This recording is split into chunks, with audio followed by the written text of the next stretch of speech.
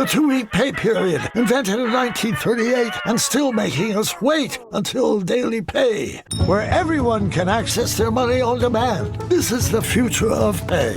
Learn more at dailypay.com. Transfer fee may apply. This episode is brought to you by Tidy Cats, here to level up your litter game with their new Performance Plus lineup.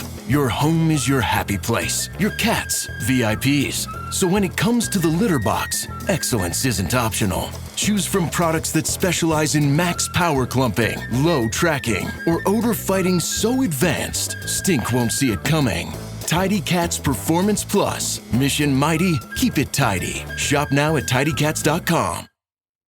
Visible puts the ultimate wireless hack in the palm of your hand.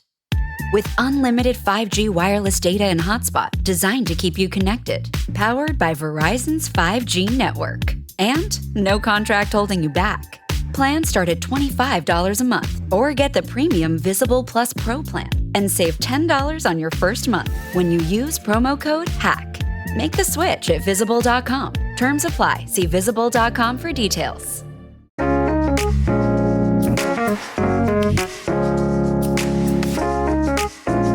Katie, we are at the conclusion of the Summer of Ska, which was just the month of July. And we started with someone from Pickle Home Companion, and we are ending with someone from Pickle Home Companion. Let's go! Oh, sorry. Pete, welcome to the show. You and I, you wanted to do the Insyderz. I felt like, it's been long enough. We should have done this by now. But you and I both made an agreement pretty quickly that even though on this show I do like to try to take Katie chronologically through bands' releases, that Insyderz, I almost feel like it's almost crucial that you start with Skalleluia and then go backwards to Motor City Ska after the fact. Absolutely. Absolutely. And we'll get into that in a minute. But yes, absolutely. And it's not to say that there's bad songs on Motor City Ska. There's some of my favorite Insyder songs, but the production, they're like, they are a baby band figuring out how to be a band on that album. And there you go. Yeah. What an album. Yeah. I pulled out the tape just for you guys. Motor City Ska for the listeners at home. But by the time you get to this second album, what a huge shift. And, your show, Pickle Home Companion, is a spinoff of the lead singer of the Insyderz podcast, Pickle and Boot Shop. That's right. And you've convinced me to listen to that this year. I did listen to the entirety of the Pickle and Boot Shop. And the one thing that I learned, and Katie, this is really going to like color this album a little bit, is when the Insyderz first formed, they didn't have that many songs. But they were like kids who grew up in the church, so they would do these punky covers of their favorite hymns kind of to fill out the set. But when they recorded their first album, what they found was a bunch of people were like, yeah, but where's the cover songs? Right. So that's kind of what led to them being like, oh, let's just do a whole album of these like classic hymn punk ska cover songs. And the final result is Skalleluia. I would argue, I'm curious what you think about this, Pete. I would argue one of the more iconic album covers of the 90s punk and ska scene. I think I knew this cover before I knew a single song on it. I was trying to find my copy. It's somewhere, but I ran out of time. But it's an incredible cover. So iconic. I do want to take you. There are some wise words that I've gotten from our former overlord, Joe Yerke of the Insyderz. He wanted to join us this evening. I was going to pull a ska January, whatever, July, whatever, Skalleluia, January, Christmas, and I don't know, whatever this is. I was going to pull it and bring Joe Yerke on, but unfortunately, my man's been working all day, so he sends his love to both of you. Oh, that's really sweet. And he wants you to know that just remember that the album was the first of its kind to do genre-specific worship. And he's super proud of that. And then also, it was an album for the fans. You've already talked about that. Yeah. But like it was an album for the fans. They put out after Motor City Ska. The fans wanted a recording of our live worship, so it was for them. and they didn't realize it wowould have the impact that it did. So just words directly from Joe that he just texted me a little bit ago for you, just because he wanted to contribute some. He was stoked that you guys are covering this. So oh boy, okay, yeah, I know, no pressure at all. Pressure, no pressure. But you know what, Katie, If I learned, and Pete, you can back me up or not back me up on this. If I learned anything from listening to almost 200 episodes of Joe's podcast, you made it through. I think he would rather you be completely honest about your feelings than be stressed out that he will hear it and be upset about your feelings. Oh, for sure. Okay. Oh, for sure. 100%. I mean, okay. I don't want to tinge anything, but that's no, I will give my honest, like, what I wrote down. Like, this was not nearly as painful as Bunch of Believers. Yeah, we did Bunch of Believers earlier today in our recording session. No, Kate, it was Caleb did put out he pointed out something where he's like, love it or hate it with the Insiders. Like, this album, you can directly point to this album being like, why you know who Sixpence None the Richer is, why you know a lot of these bands that were on this label that was kind of a dying label. This was like the savior to that record label that allowed them the funding to push a bunch of other bands as well. So this was a big deal. Steve Taylor makes it a point to say that the success of Skalleluia contributed to them getting enough money to fund the success of Kiss Me by Sixpence None the Richer. Yeah. So Skalleluia was pivotal for your 90s heartthrob, music, Kissing in the Rain songs in Dawson's Creek. I don't know. Yeah. Right. Yeah. Right. On Dawson's Creek. That's right. She's All That was the movie. Okay. Anyway, so greatest movie. Yeah, I mean, She's All That's great, but the Insiders are phenomenal. I just love that. Are you? Yeah. You're like Carrot Top over there. You're just pulling props out of there it is. Props. The shirt doesn't fit me anymore, but it's surely in a quilt, my friend. That's awesome. All right, let's we'll just start. We'll start with track one. What a good place to start. Sure.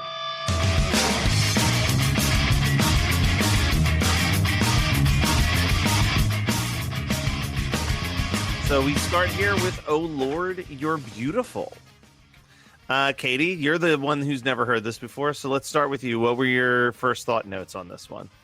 My first thought notes were, these fellas better be older than Bunch of Believers because I worry for their vocal cords, but dang, pretty cool. Yeah. They were like late teens, early 20s around this time, Pete? I know this was very early in their career. They were 18, 19 years old when this came out. Yeah. Wow, that I'm actually impressed by that. Yeah. Yeah. I think that this is a pretty solid. I mean, this is going to be across the board. I think that this is a very solid album. I would say a lukewarm Insyderz fan. I have, the first 4 or 5 albums, and there are definitely songs that I like on every single album.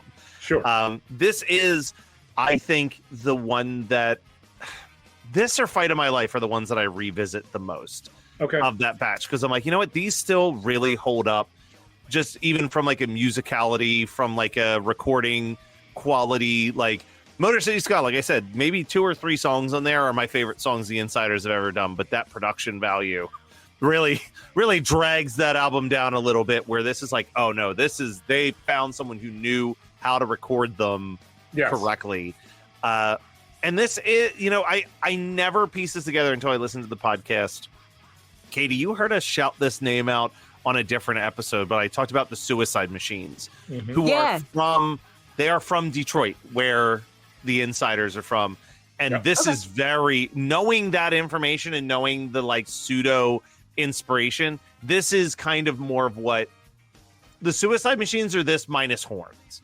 Like, it's very like gruff, like punk hardcore vocals, and like much more aggressive with the upstrokes, where it's like they're doing the upstrokes, but they're doing the upstrokes with a little bit of distortion and a little bit of like a punky feel to it. Yeah.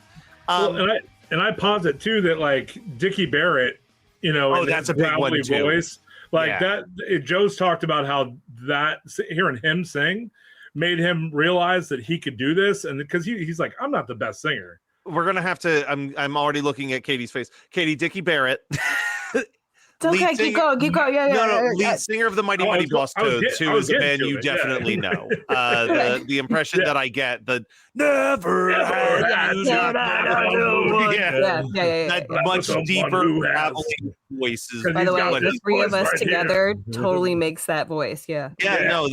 Combined, all slightly out of sync with each other. It's exactly how it was intended to sing. I know you can do that, Matt Kelly. Line them all up. Now we're gonna put out our cover of Knock on Wood. It's called impression that I get, sir. I know that. I just wanted to see what you do. Okay. I do think, obviously, for this episode, I know Joe's off the hot seat lyrically on all these songs. He didn't write a damn word of this.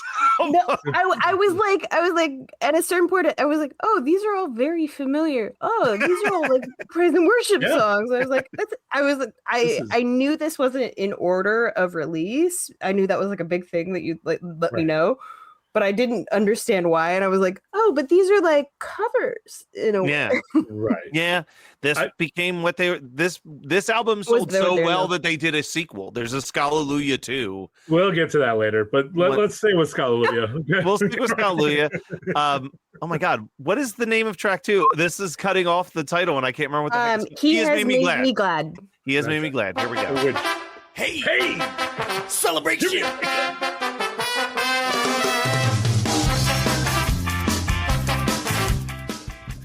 Oh Lord, You're Beautiful, I do think is a really fun opener, but I feel like, to me, this is kind of where the album actually starts. This is like, I'm up, I'm dancing, I'm having a good time. I didn't even really know this song prior to this album. We're going to get into, like, later on, there's at least 3 or 4 songs where if you even stepped inside of a church in the 90s, you are familiar with the song that they're singing, but this was all over the Wesleyan tradition. This is all this was all we sang. Maybe not all, but the tracks on this album were like all bangers. Yeah. This is a good one though. The He Has Made Me Glad. This is also, it was fun revisiting this because I think I had said this to you guys in the Pickle Home chat. Yeah. Like, I'm looking forward to revisiting this to because it's been a while since I've listened to some Insyderz to see if I still like Joe's vocal style or not. Sure. And I think I walked away being like, you know what? It works actually for this. Like, I didn't know if I was going to go back to it and be like, ugh, it's just too gravelly. It's too rough. But I actually was like, you know what? This works for me. It fits the tone. And as a person who loves the Boss Tones and loves Suicide Machines, it's like, okay, it checks all of those boxes. Is it as crisp and clean as like Mojo and Reese? No, but I don't think it's ever attempting to be. Like, at the same time, it fits perfectly for the ska genre is where it's at. I mean, and that's what he talks about is how, hearing Dickie Barrett from the Mighty Boss Tones is why he realized he could sing ska. Yeah. Katie, what are your notes on He Has Made Me Glad? I said it's fun. It's a good funk song, and then I just wrote in all caps, "Who's your daddy? Why? Why is that?" And then I was really concerned about the age of these guys. Nope, teenager just being a teenager. Yeah, that makes a lot more sense. Were you worried that this was like a 40-year-old youth leader, worship leader? I was like. Well, because the gravel voice, I was like, they tell you when you're younger, like, don't do that because you're gonna fuck with your vocal cords. Right. And like, I was like, I don't know enough about singing and whatnot to know whether they're doing this well, but I do know that there's something in there that makes me go, oh no. Yeah. If you listen to him talk, he kind of has that gravel. So yeah, like that maybe feels not Tom a little bit more Waits gravel, spokery. but yeah, right. Every once in a while, I've learned through, and Pete, you've interviewed way more musicians that you've grown up loving than me. It's pretty wild. Yeah, but there are those times where you talk to a musician and their talking voice, you're like, yes, this is 1000% the voice that sings the songs. And then there's other times where you talk to him, it's like, I do, like Mark Solomon, prime example. Oh yeah, Mark Solomon's talking voice versus his singing voice, it's like two other human beings. Like, could not be more different. But yeah, Joe Yerke, it's like, oh, this man quite literally speaks the way he sings in every way. Yeah. Here was the song that made me a fan of the Insyderz, and dive Are we into moving on? We're not moving. Yeah, on, we're moving. Yeah, do you have something? No, well, have you seen the music video for this last track? He Has Made Me Glad. No, but we are. By the time this episode's out, if people want to go to our Patreon, they'll be able to watch Katie and I watch that music video for the first time as part of the Patreon perks. Can I come on and see your reaction, or have you already recorded it? We're probably going to record it next week. No, well, hey, just shoot me a text. I'll come on just to see what I want to see your reaction to the video, please. I'm so concerned now. Yeah, now I'm really worried. It's 100% amazing, but I want to see your reaction. Okay. Well, let's dive in to Awesome God here. Oh, okay. Little song, no one's ever really heard it. What's all we've had done? Such one is only son. My God is an awesome God. So my thing with this song is, I've talked about this story before.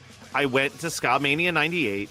Okay. I knew one song by the Supertones. That was all. I knew the song Little Man by the Supertones, thanks to the WoW 1999. Are you kidding me? You just brought up the same blanket for the same listeners. blanket. Was this the year of this? That's the shirt from Little Man. Yeah, that is the Little Man shirt. That's so funny.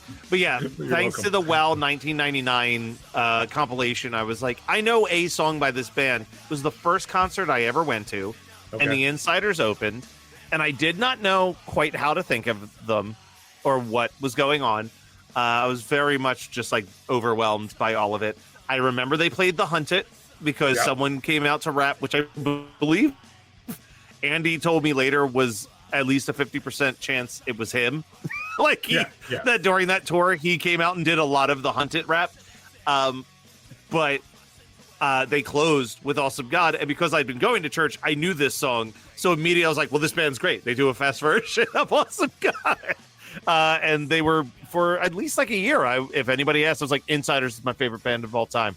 And then I bought a lot of Five Iron Frenzy albums, and unfortunately Five Iron, sorry Joe, I'm sure you're listening, Five Iron kind of took over. I just fell so in love with Reese Roper's songwriting at that point. But yeah, there was like 2-3 years I rode hard for the Insyderz, which was a bit of a bummer because they didn't come to Philly nearly as much as I would have liked them to. I saw Five Iron a lot more because they came to our area a lot more, but I think this is a solid cover of a song that almost everybody who's listening to Christian Cringe knows. And the thing is, when this came out, it was just after Rich Mullins had passed away. So tribute. Oh, wow. So it's kind of a tribute to him, and it did so well because that's one of Rich Mullins' classics. Shout out to Jared, big Pickle Home Companion, big old Rich Mullins fan. But they won a Dove Award for that song, Awesome God. Yeah. So in hard music recording. Yeah, that sounds like the way a Christian award show would name this.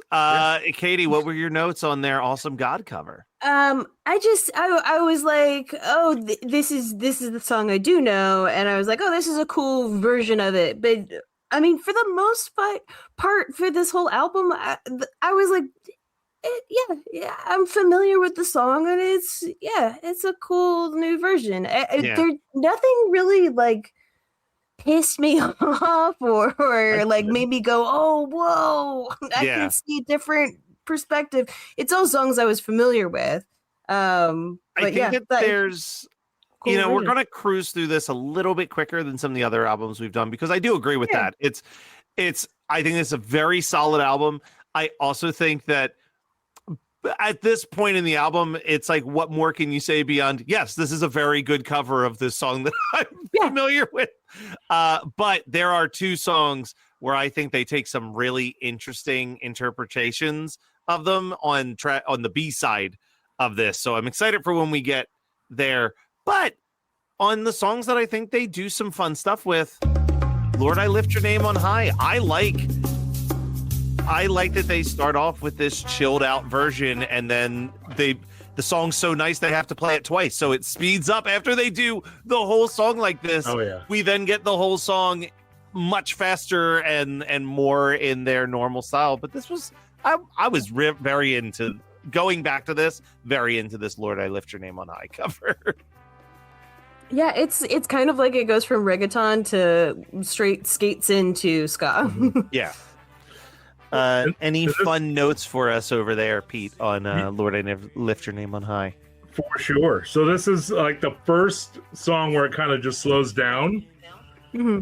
And then it just, as you said, Katie, it goes right into skates right up. And the gang vocals later on are like where it's at. Yeah. I mean, that's those gang vocals later on were like, show the way. I'm like, that like you go hard and you're just like, if you're in the pit during a show, you're just like in it. And this was one of their first three that they knew really well. So before the Skalleluia album came out, what they would do live, this was one of those three that they would always bring out.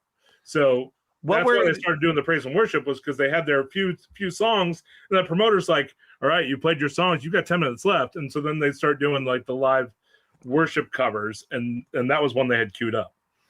Do you know what the other two were that they had queued up, and have we passed them yet? I sure do. It was only tell us if we've passed them. We passed one of them. We passed one of them. So it was He Has Made Me Glad. Okay. Was one. So we've got 2/3. We're 2/3 of the way through their original ones that they had down. Okay. Yeah, definitely let us know when we get that third one. I will. But No moving spoilers. on to track 5, I would say one of my two least favorites on this. Jesus Draw Me Near. Or Draw Me Close. And not bad. I just, after I was very into the slow start of Lord I Lift Your Name on High, into the fast start. But like I think I needed to keep the fast momentum going instead of going right back to another slowed down jam off of that. So For sure. This one always kind of, not that I hate it, but it occasionally would be a skip while I'm driving, listening to it to get back to a little bit more of the punch in the face type songs. But what's everyone else's thoughts on Jesus Draw Me Close? Yeah, I'm honestly impressed that they switched it down to downbeat. At this moment in the album, where I feel like usually it starts to ramp things up, or like it starts to switch up in like a more of an upbeat, like swinging to a downbeat was an interesting choice for me. It's so much more reggae, and it's pretty cool. Not what I was expecting, for sure. Yeah, I feel like it probably does come out of nowhere after the first 3 songs to because I think you were expecting. Listen, I love punk music. I love punk covers, but even at a certain point, there's like a certain amount of punk covers in a row where it's like, okay, this is just the song I like, but faster. Where you're kind of just like, it's just all like the beat's a little bit monotonous at this point, and I can only bang my head to that tune so many times. Yes, 100%. So it is nice that they are showing a little bit of versatility at this point. Yeah. And that's where I was going to go with it. It was like, it showed that they were versatile. I mean, these guys are, for 18, 19 years old, they know how to play their instruments, man. Like, their horn section is underrated. I will say they have a very underrated horn section. Yeah.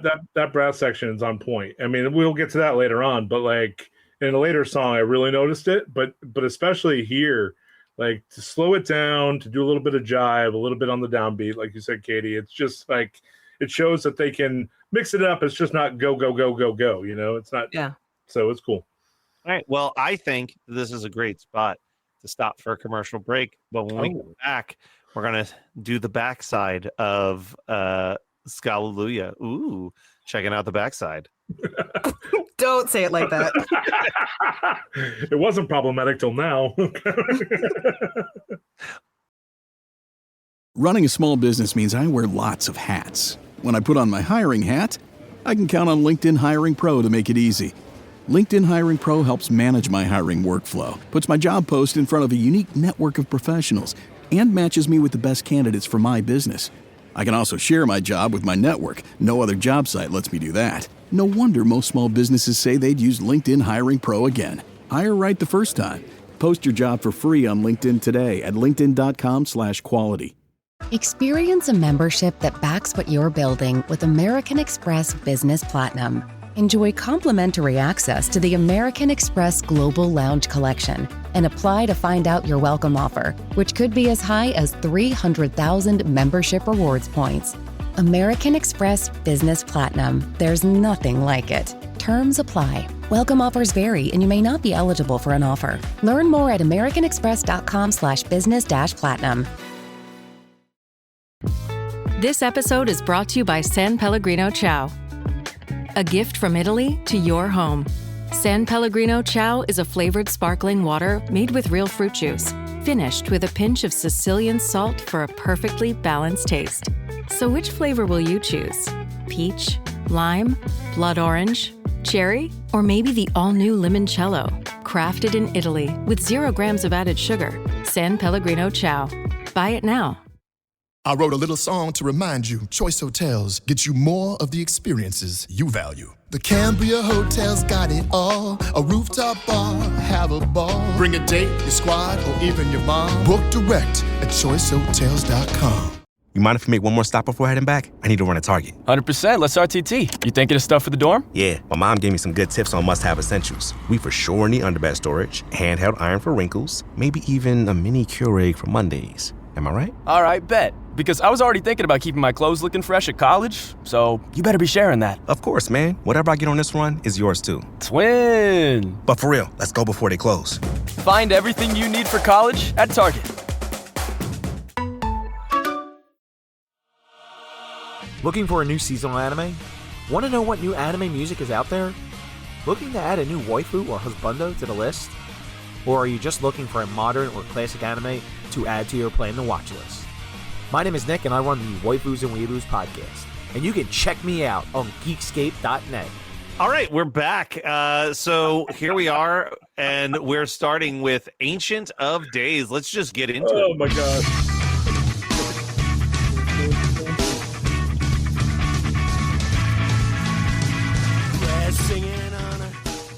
So this is definitely one I was not familiar with before this album, but how are you guys feeling about Ancient of Days? I really like the uptick beat of this. It's a fun little, like, almost like surf beat.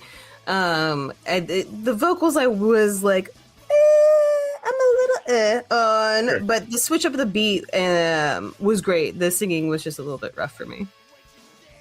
Well, because he went away. He kind of went away from that gravel. And he tried to sing it, and then like, oh, Ancient of Days, he brought it back.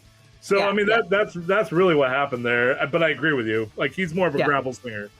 Yeah, and I think I was still trying to. Maybe they're also trying to find their identity within this, but I was trying to find the identity of like what's the tone we're going for, like what are we committing to, like what's the thing that you like showing off. Sure. And I agree. I think the horn section is definitely upgraded.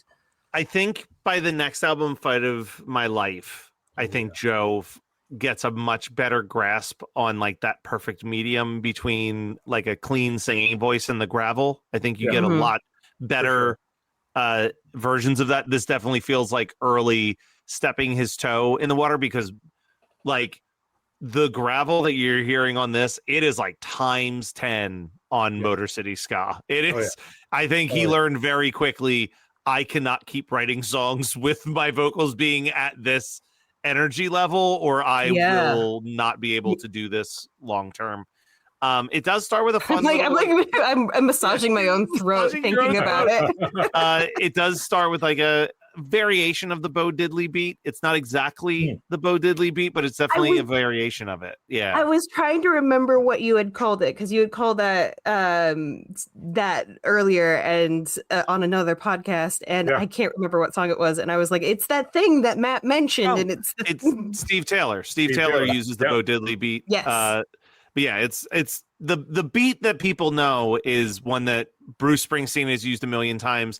It's basically the I Want Candy. Dun dun dun dun dun dun dun dun dun dun dun. Like that is the Bo Diddley beat.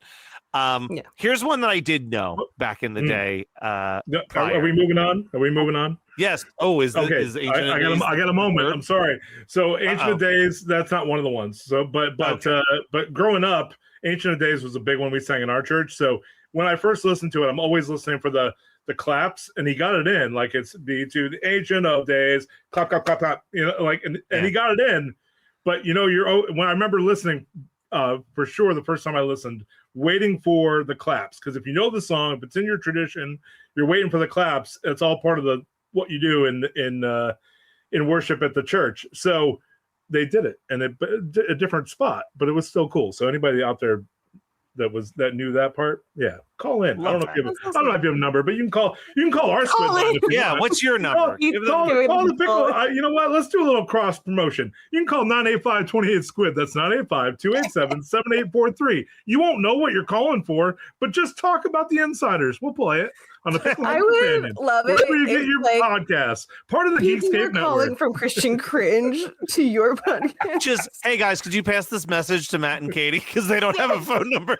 Our old overlords were the Pickle and Boot Shop, and now I guess it's you guys, Christian Cringe. So here we go. Who knows? All right, let's dive into "You Are My All in All." One of the 4 songs I definitely knew before I bought this album. So, not only did I already know and love this song, but one thing that definitely happened was after this album, when our church band would play this song, boy, would me and my friends pronounce "wall and all" every time. My wall and all. Yeah. Oh yeah. We just do that. We would do the voice. We were like, it's iconic. It's an iconic way to say "all in all." I completely forgot about making fun of that part. Like that was one of those things that like transcended through so many different states and like childhoods that I'm like, yeah, we used to make fun of that, and I'm like, we did something similar, but I don't remember what we did. I feel like we did something like we made the word "all" into something like "y'all" and "y'all." Nice. Credit where credit's due. I know we're not talking too much about the songwriting on this because it's just covers. I have to say, in the grand scheme of praise and worship songs, got to give a little bit of credit to "You Are My All in All" for having verses that are as catchy as the chorus, which is not always the case. But the "You are my strength when I am weak," "You are my all in all" is just as catchy as the "Jesus, Lamb of God." Right. Someone worked double duty on this hymn. They had 2 different hooks and smushed them together.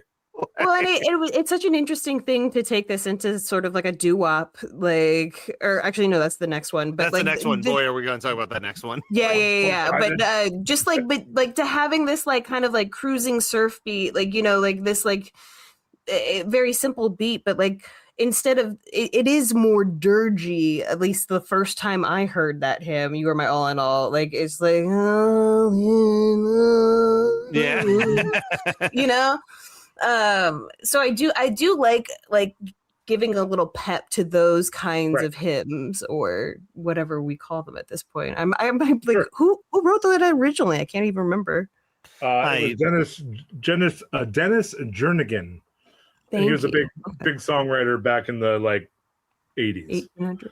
Yeah. Gotcha. Oh, that was like a newer song. The 1900s, but still. Right? Okay. It's a newer song. The late 1900s. Yeah. All right. Let's do the one that Katie gave a little tip off to. And I do think this is one of the ones where it's like, ooh, they're doing something real fun with this, which is the double whammy that is Jesus' name above all names and more precious than silver. Jesus, name above all names. Which I think as a kid, I didn't really know genres that well. So I'm like, oh, they're doing it Grease style. But I mean, yes, we have this really cool doo-wop version.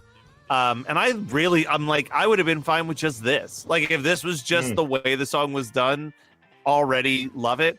But then getting into that fast, punky, like, Lord, you are my precious and silver. I'm like, oh, what a fun, way to construct a cover song and have it be 2 different songs, but blend it seamlessly in two separate genres. It was I can't speak highly enough. I think this is a really smart way to do these songs.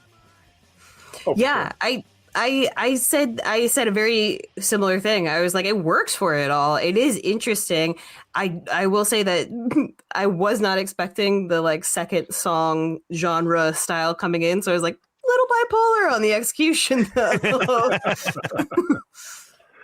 But I was like, it's great, it's cool. It's good. Well, and doo-wop for 1990s Pete, doo-wop was huge. I was in all like those little vocal bands, the almost barbershop quartet, right? So all those kind of things. I loved a cappella music back then and ska. So like that just jived. That just jived together to my loves. So like, my worlds are merging. Yeah, right. So when he pulls out that ba-ba-ba-doo, I'm like, yes, let's go. I'm in. Yeah. And then they threw it right to ska. And I went, wait, I do want a little bit more doo-wop, but I like this too. Yeah. All right. Well, unless we have any other notes, let's go to what I think is one of the most interesting and jarring takes on a song. This goes so hard with Joy. Christian metal never dies. Never dies. Yes.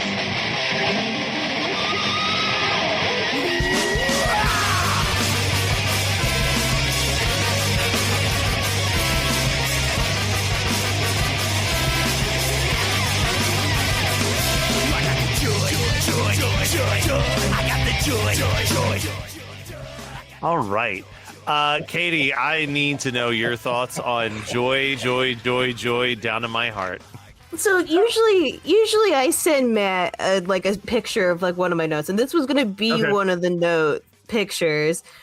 And I just want to say this, Pete, I did enjoy this, but this was my like honest to God knee-jerk reaction experience. Okay. Christian metal never dies, baby. Oh, okay. And then I said,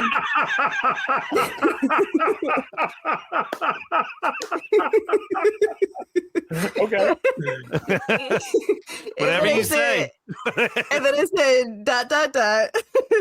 I feel like I might be too old to listen to this song because immediate thought was, this is just noise. And I felt like Grandma Katie came back again to just be like, oh, the kids are playing. I think that for me, my favorite element of this particular choice, right, is like up until this point, it's been songs that you know from like being in your traditional church service, and you've kind of had to pull out the big old hymnal and hold it and read along and realize that you have no clue what the little notes above it mean on how you're supposed to sing some of these words. You're just kind of going along with the flow. And then they pick this song that you've probably been taught since you were 4 years old in your first Sunday school class, and are just like, this is the one that we're just going to get fucking crazy with. Yeah, you take out the hymnal, you close it, and then you hit the person in front of you. Yeah, it's like you bust out the chairs and it turns into a wrestling match. Yeah. This is the joy, joy, joy, joy down in my heart. Where? Right. Down in my It's that one. Okay. Because I was like, I'm assaulted by sound right now. Yeah. I mean, he was trying to be the whole sing-along all together. So it was like, where down in my heart? Where? You know, joy, joy, joy, joy, joy, joy. Yeah, the song made famous by Rod and Todd Flanders from The Simpsons. And originally written by Amy Grant. I do know that. This is an Amy Grant original. That's right. Amy. Just which, you know what? All throughout. Here is something that Joe Yerke can take with him. I think Insyderz do a better Amy Grant cover than Five Iron Frenzy. I said it. I'll take this joy over Five Irons everywhere I go. Yeah. I'll say it. You hear that, Andy? I know you're listening. You hear that, Reese? I don't know. It feels like fighting words. Listening. We'll throw it his way. Yeah. We're gonna get a presentation next time. All right. Now, wait. Thank you so much. That was the number 3 song. Was Joy, okay. and that makes sense. They had ready to go, so you can tell right off the bat. because it came hard and it just assaulted your eardrums, or at least Katie's. All right. Boy, did it. Here's Boy, howdy. I'm gonna say a hot take here. Uh-oh. And it's gonna give away my feelings on the next track. Next up, we have "We Will Glorify," the song that I think should be the end of the album. Right. Oh, it takes a while to get going, but I really, really like this cover. I think this is this song has nothing but closing track energy to me, and I think it's a perfect end to the album. And then, I'll be honest, the next track might be my least favorite song on the album. But originally done by Twyla Paris. Just saying, I don't know if that name rings true to you, but do not know. No, Twyla Paris was a very popular singer in the 80s and 90s. And she did that song, "God is in Control." The God is in control. Yeah. So that whole thing, well, she wrote that song. Whoa. Okay. Yeah.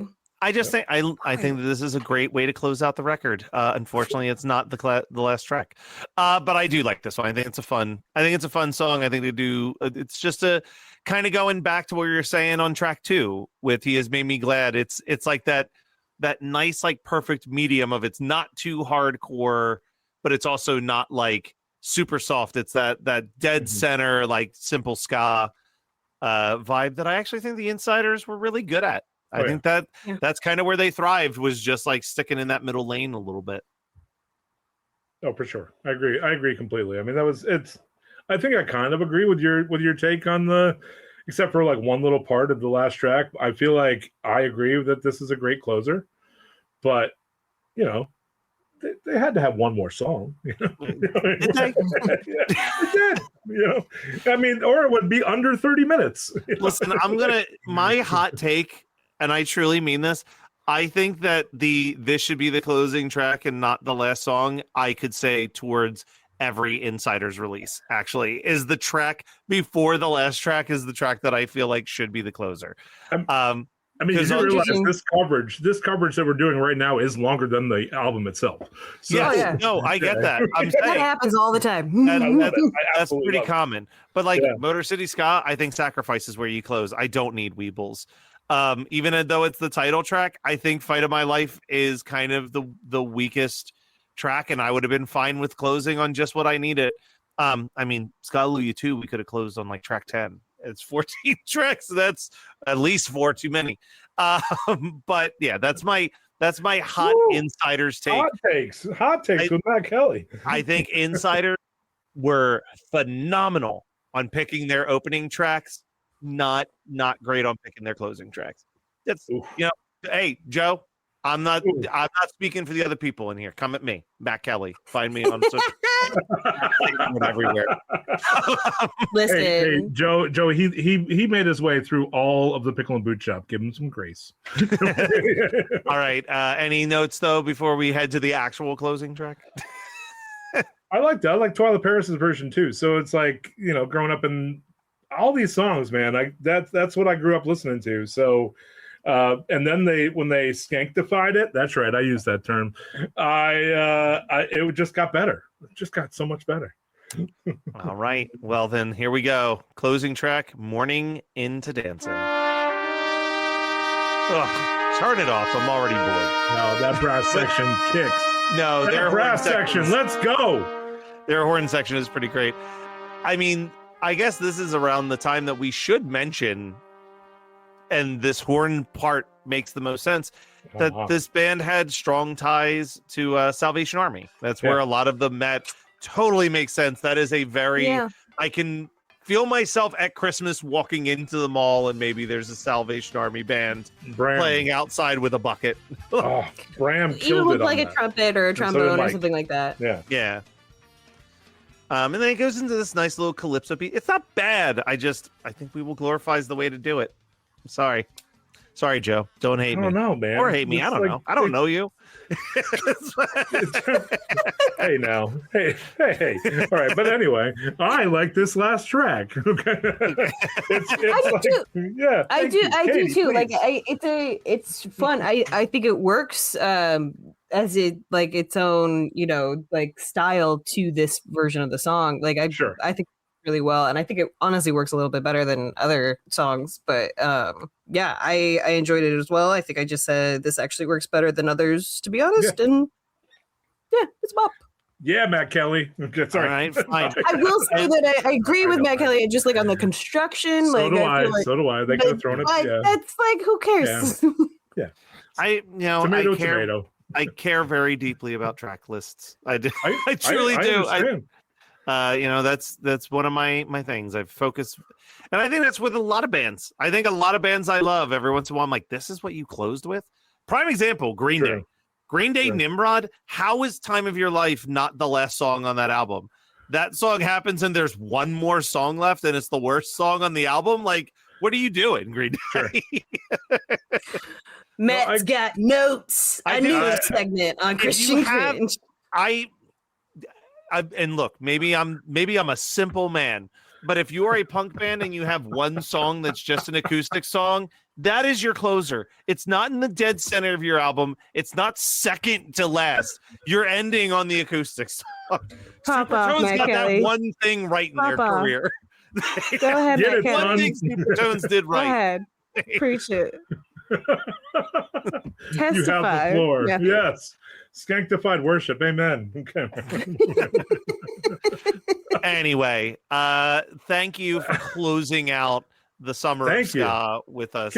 Pete, this was a blast. Thank you. I'm glad to be with you once again. Thanks for bringing me back. I do, though, want to just put a pitch for the Insyderz. If you're going to listen to them, you got to listen to the later stuff. If you're finding this cringeworthy at the beginning, you got to listen to Soundtrack to Revolution and the Sinner's Songbook. Those After two. we finished recording with Caleb, he said literally the exact same thing. Yes. He's like, those last two albums, they really found the sound that worked for them, and it's a bummer that it was like probably their two least selling albums and kind of the end of the band's career. They finally found the right vibe.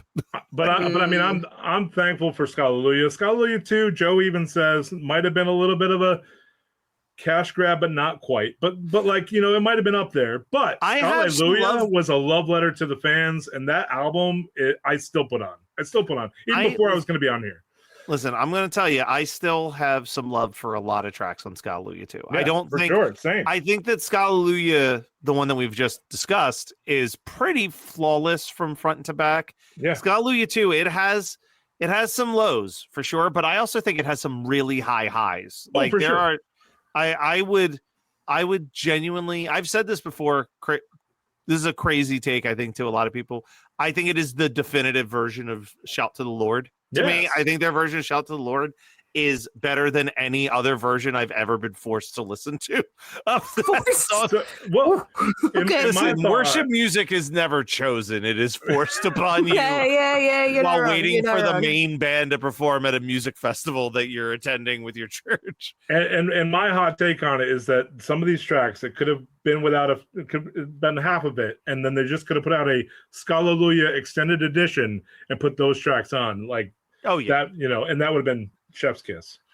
That too. I do think the next step for us is still not Motor City Sky. I think we need to do Fight of My Life, and then we can go backwards to Motor City, because I think Fight of My Life is, to me, that is a very cohesive album. And just, I don't know, like Hunted is a great song. Their cover of The Cars is incredible in that. Rat Race was a really popular one in my basement circa 1997, 1998, whenever that album came out. So yes. Well, but Katie, whenever you get to it, I'd love to come back and also fight with you about yeah. Hell yeah. One day the gloves will come off and we'll just punch each other for real. Katie, love and Christian love. Okay, sorry. Katie, there will be more Insyderz in your future. But hey, I mean, like I said, the best news about the Summer of Ska is that you never have to listen to a single Bunch of Believers song again. Unless they suddenly put out their long-awaited third album. Don't put that out there, Matt Kelly. Words matter. The Summer of Ska is always in our hearts. That's right. Always in our hearts.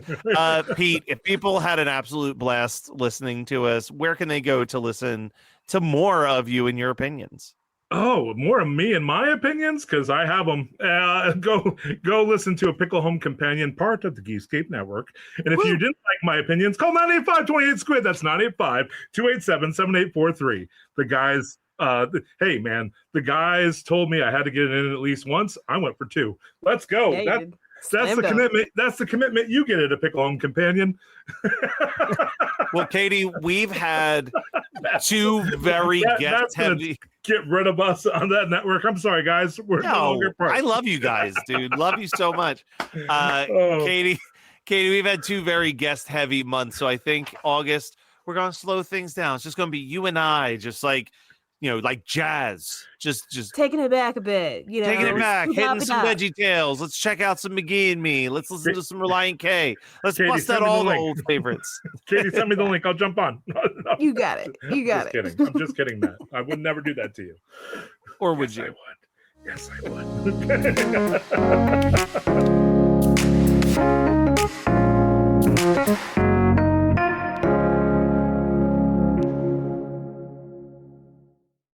The right window treatments change everything. Your sleep, your privacy, the way every room looks and feels. At Blinds.com, we've spent 30 years making it surprisingly simple to get exactly what your home needs. We've covered over 25 million windows and have 50,000 5-star reviews to prove we deliver. Whether you DIY it or want a pro to handle everything from measure to install, we have you covered. Real design professionals, free samples, zero pressure. Right now, get up to 50% off with minimum purchase, plus get a free professional measure at Blinds.com. Rules and restrictions apply.